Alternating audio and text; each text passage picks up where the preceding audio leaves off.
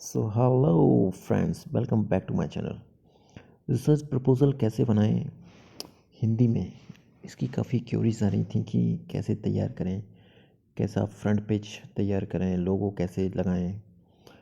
तो इस प्रकार से आप रिसर्च प्रपोज़ल बना सकते हैं किसी भी यूनिवर्सिटी का, चाहे जेएनयू हो, चाहे डीयू हो, चाहे अंबेडकर यूनिवर्सिटी हो या कोई भी अदर यूनिवर्सिटी, सेंट्रल हो या स्टेट हो, आप ऐसे बना सकते हैं, काफ़ी अच्छा रहेगा।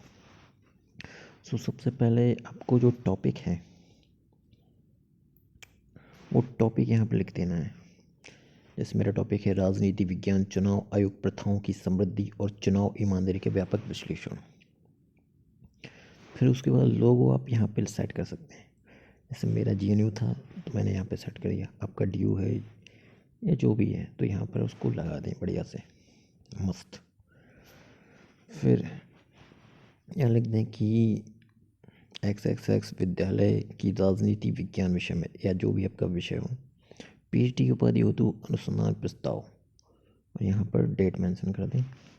शोध निर्देशक का नाम यहाँ आप लिख सकते हैं बढ़िया से, शोधार्थी अपना नाम लिखें। उसके बाद यहाँ पे लिखें विभाग अध्यक्ष। उसके बाद यहाँ विद्यालय का नाम और पिन कोड एड्रेस आप डाल सकते हैं। उसके बाद आपको बढ़िया से डिजाइन कर देनी है इस फ्रंट पेज की। कोई भी कलर आप यूज़ कर सकते हैं जो भी अट्रैक्टिव लगे।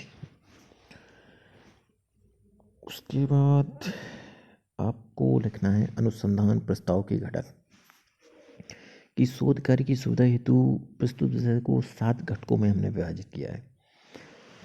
क्रम वाइज लिखना है क्योंकि जब फ्लो में रहेगा तो अच्छा लगेगा और उससे वो काफ़ी क्वेश्चन भी आपको करेंगे। सबसे पहले आपको लिखना है परिचय। परिचय आप ऐसे लिख सकते हैं कि भारत दुनिया का सबसे बड़ा लोकतंत्र है, चुनाव इसमें महत्वपूर्ण भूमिका निभाते हैं। इसी प्रकार भारत का चुनाव आयोग एक बहुत बड़ी संस्था है जिसके कंधों पर बहुत सारी जिम्मेदारियां हैं। किसी भी लोकतांत्रिक समाज के कामकाज के लिए चुनावी प्रक्रियाओं की अखंडता सर्वोपरि है। स्वतंत्र, निष्पक्ष और पारदर्शी चुनाव सुनिश्चित करना न केवल एक मौलिक लोकतांत्रिक सिद्धांत है बल्कि राजनीतिक व्यवस्था में जनता का विश्वास बनाए रखने के लिए भी महत्वपूर्ण है। ऐसे आप लिख सकते हैं बढ़िया से इंट्रो। उसके बाद आपको लिखना है साहित्य की समीक्षा यानी कि लिटरेचर रिव्यू। काफ़ी इंपॉर्टेंट होता है ये, जिसको रिसर्च प्रपोजल छोटा बनाना है वो कम से कम 3-4 लिटरेचर रिव्यू लिखें। जैसे मैंने लिखा है चुनावी घंटा क्यों मायने रखती है, नॉरिस पिप्पा। एक, चुनावी अधिनायकवाद का तर्क, कॉलिन सॉलिक मिलान। 2, उसके बाद लोकतंत्र की निगरानी, कैली जूडिथ। 3, ये मैंने यूज़ किए हैं। और आपको अगर बड़ा बनाना है तो फिर ज़्यादा ये लिटरेचर रिव्यू आप लिख सकते हैं। उसके बाद एक मैंने ये 4 लिखे हैं, इसमें एक और लिखा है कि एक स्वतंत्र निष्पक्ष सक्षम चुनाव प्रबंधन निकाय के निर्माण पर हैंडबुक, मैगलोनी, ब्रिटिश एंड क्रिचेली। तो आप ऐसे लिख सकते हैं। उसके बाद आपका लिटरेचर रिव्यू हो गया। उसके बाद है साहित्य अंतराल की पहचान। ये दिल्ली यूनिवर्सिटी में काफ़ी पूछा जाता है। लिटरेचर गैप की क्या कमी रही शोध में, जो आप शोध लिख रहे हैं। तो जैसे मैंने लिखा है कि साहित्य के बावजूद चुनावी आयोग के भीतर प्रौद्योगिकी, कानूनी ढांचा और संगठनात्मक संरचनाओं की अंतर संबंध को समझने में एक उल्लेखनीय अंतर उभरता है। हालांकि व्यक्तिगत अध्ययनों ने स्वतंत्र रूप से इन पहलुओं पर गहराई से विचार किया है, लेकिन व्यापक शोध की कमी जो इन कारकों को संश्लेषित करता है ताकि समग्र दृष्टिकोण प्रदान किया जा सके और वे सामूहिक रूप से चुनावी अनुष्ठानों को कैसे प्रभावित करते हैं। तो ये आपको लिख देना है, मेनली फॉर दिल्ली यूनिवर्सिटी। उसके बाद आप चाहो तो ये परिभाषा, तर्क और कार्य का दायरा ये लिख सकते हैं, दिल्ली यूनिवर्सिटी के फॉर्मेट में आता है। लेकिन आपको ये नहीं लिखना है तो कोई इम्पोर्टेंट भी नहीं है। लेकिन अगर दिल्ली यूनिवर्सिटी में आप जा रहे हैं रिसर्च प्रपोजल लिखे तो ये तीनों चीज़ें आपको लिखनी पड़ेंगी।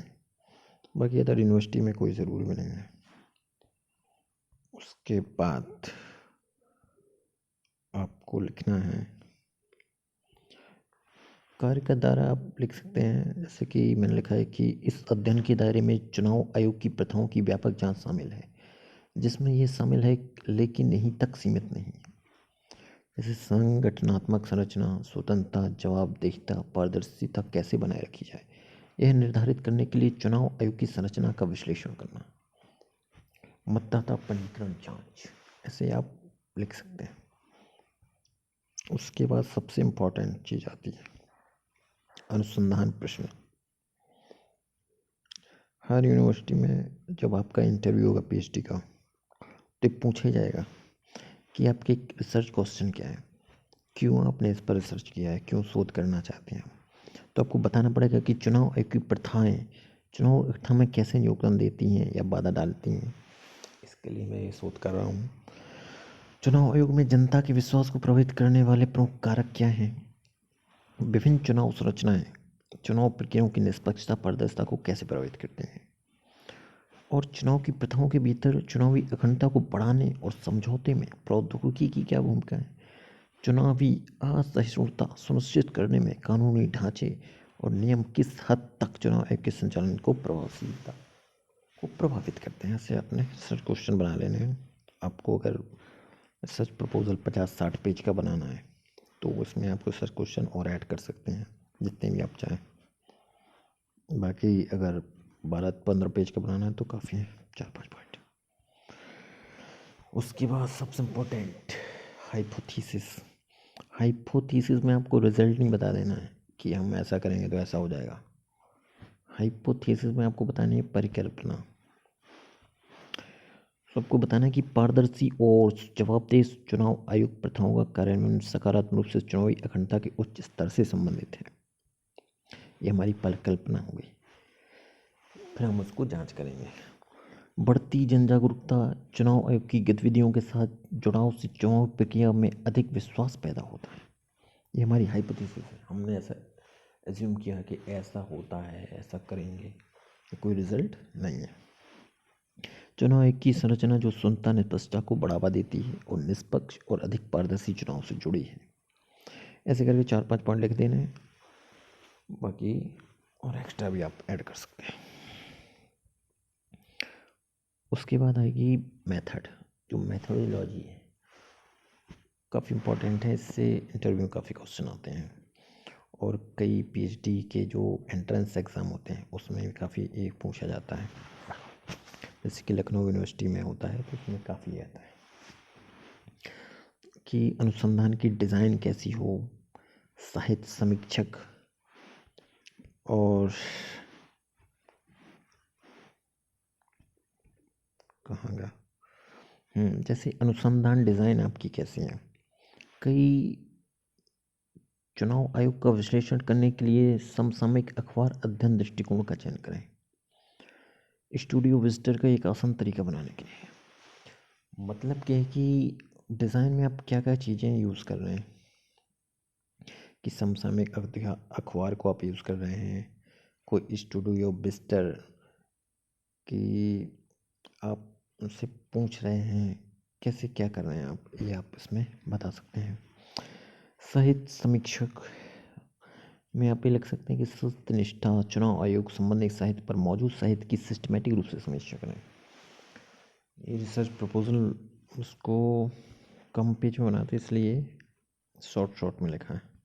अब इसको डिज़ाइन को भी लिख सकते हैं आराम से 5-7 पेज में, समीक्षा को भी लिख सकते हैं, डेटा संग्रहण को लिख सकते हैं कि डेटा संग्रहण आपने कैसे किया है और इस डेटा आपने कैसे लिया है, मनोवैज्ञानिक डेटा है, कानूनी है, कौन से हितधारक हैं इसमें, चुनाव आयुक्त विशेषज्ञ की राय प्रॉपर्टी है, ये सब आप इसमें लिख सकते हैं। उसके बाद सैम्पलिंग भी काफ़ी पूछी जाती है, यूजीसी नेट में भी काफ़ी पूछता है कि आपने कहाँ से सैंपल कलेक्ट किए हैं, ये उसमें मेंशन करना ज़रूरी है। उसके बाद केस स्टडी आप ले सकते हैं कि आपकी रिसर्च कैसी है, क्वालिटेटिव है या क्वांटिटेटिव है। ऐसे करके आप बता सकते हैं कि आपने डेटा कहाँ से कलेक्ट किया है, साक्षात्कार के माध्यम से या काफ़ी लोगों के पूल में वैसे आपने डेटा लिया है, वो बता सकते हैं। अवलोकन विश्लेषण, डेटा विश्लेषण, त्रिकोणासन का मतलब है कि आपने जो डेटा लिया है उसकी वैधता और विश्वसनीयता बढ़ाने के लिए आपको क्रॉस चेक करना है, ये भी जरूरी है। उसके बाद नैतिक विचार, साक्षात्कार के लिए सूचित सहमति सुनिश्चित करें, जिससे भी आप साक्षात्कार ले रहे हैं, जो भी चीज़ें पूछ रहे हैं उसका कंसेंट उसमें शामिल होना चाहिए। फिर अनुसंधान की सीमाएं, सीमाएं हैं कि आपका जो अनुसंधान है वो सामान्यकरण और पूर्वाग्रहों में संभावित सीमाओं को स्वीकार करें।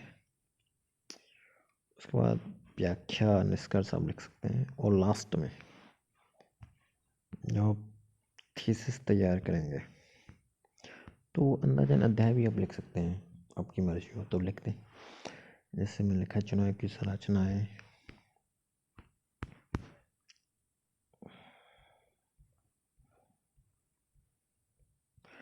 चुनाव की संरचनाएं, फिर उसमें संगठन की रूपरेखा काम करती है और निर्भरता में, ऐसे आप लिख सकते हैं, अध्याय बना सकते हैं, थीसिस में काम आएगा बाद में।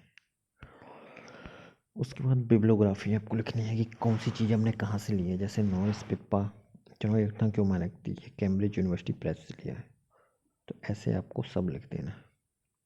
तरीका ये होगा लिखने का, बस आपका रिसर्च प्रपोजल तैयार हो जाएगा। इसमें आपको पहले कॉर्लेन रेयान सोलेक ऐसे लिखना है, फिर लिखना है चुनावी अधिनायकवाद का तर्क। पहले ये नहीं लिखना है कि चुनावी अधिनायकवाद का तर्क कॉर्लेन रेयान सोलेक, बस ये इम्पोर्टेंट है इसमें बिब्लियोग्राफी। सो दैट्स नफ, ये आपका रिसर्च प्रपोजल हो गया। Thank you.